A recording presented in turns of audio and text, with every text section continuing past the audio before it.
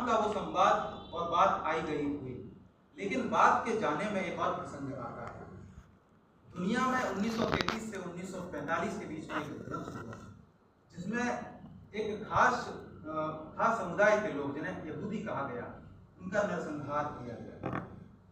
लेकिन वो चाहते थे तो कोई और रास्ता अपना सकते थे, चाहते थे तो बंदूक उठा सकते थे, लेकिन उन्होंने एक तरीका अपनाया और उनकी जो भाषा थी, हिब्रू भाषा, जो कि मृतप्राय हो चुकी थी, जिस समुदाय को मार दिया जा रहा हो, 60 लाख यहूदी मारे गए, लेकिन उन्होंने क्या तरीका अपनाया?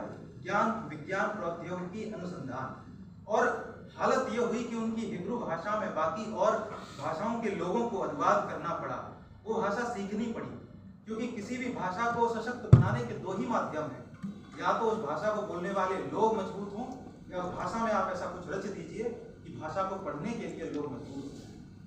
ये बात अंग्रेजों के लिए भी लागू होती है। उनके लोग मजबूत थे, उन्होंने दुनिया पर राज कायम किया, उन्होंने भारत को अपना उपनिवेश बनाया। यही कारण है कि भारत में एक कमतरी का भाव जागा। अगर आप मैकाले का 1845 में दिया हुआ स्मरण पत्र पढ़ें, तो उसमें उसने लिखा है कि मैं भारत में दक्षिण से उत्तर तक और पश्चिम से पूरब तक घना घुमा हूँ, लेकिन मैं ये बात जान गया हूँ कि भारत के लोग अपनी भाषा, अपनी संस्कृति को लेकर इतने सशक्त हैं कि हम उन पर हजारों वर्ष राज कर लेंगे, तब भी हम उनको हम उपनिवेश नहीं बना पाएंगे। लेकिन इसका एकमात्र तरीका यह है कि हम उनमें कमतरी का भाव जगा दें। कमतरी का भाव यानी कि आपको ये एहसास हो जाए कि आप कम हैं, आपको ये एहसास हो जाए कि अगर आप वर्णमाला पढ़ रहे हैं, उसमें जी फॉर जेंटलमैन लिखा हुआ है, तो उसमें आपके सामने चित्र आना चाहिए कि वो एक व्यक्ति कोट पैंट पहने हुए है। तब आपको लगेगा कि आपके घर में जो आपके पिता हैं, जो कुर्ता पजामा, जो धोती पहने हुए हैं, वो जेंटलमैन नहीं है। ये कमतरी का भाव होता है। कमतरी का भाव ये कर देता है कि हम अच्छे इंजीनियर बनाते हैं, हम अच्छे डॉक्टर बनाते हैं, लेकिन वो विदेशों के लिए अच्छे होते हैं। वो विदेश चले जाते हैं क्योंकि उनके अंदर अपनी संस्कृति, अपनी भाषा, अपनी मातृभूमि को लेके एक गर्व का भाव नहीं होता है, क्योंकि आपका परिष्कार उस भाषा में हुआ है जिस भाषा में वो संस्कृति उस तरह से व्यक्त नहीं की जा सकती है।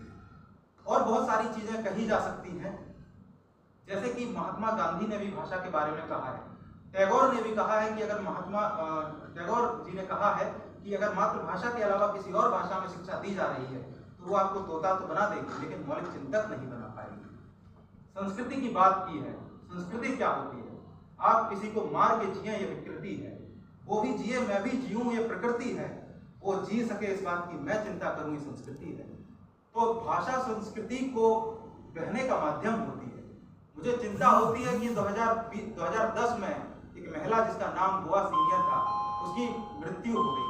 उसकी मृत्यु इसलिए महत्वपूर्ण है क्योंकि वो अंडमान की एक ऐसी महिला थी जिसने अपनी लोक भाषा को जिंदा रखा था और उसके साथ वो भाषा मर गई, जो 65,000 साल पुरानी एक लोक संस्कृति को जिंदा रखे हुए थी। इसलिए मैं कहता हूँ कि भारत किसी संसद, किसी लाल किले में बसने वाली कोई प्राचीर नहीं है।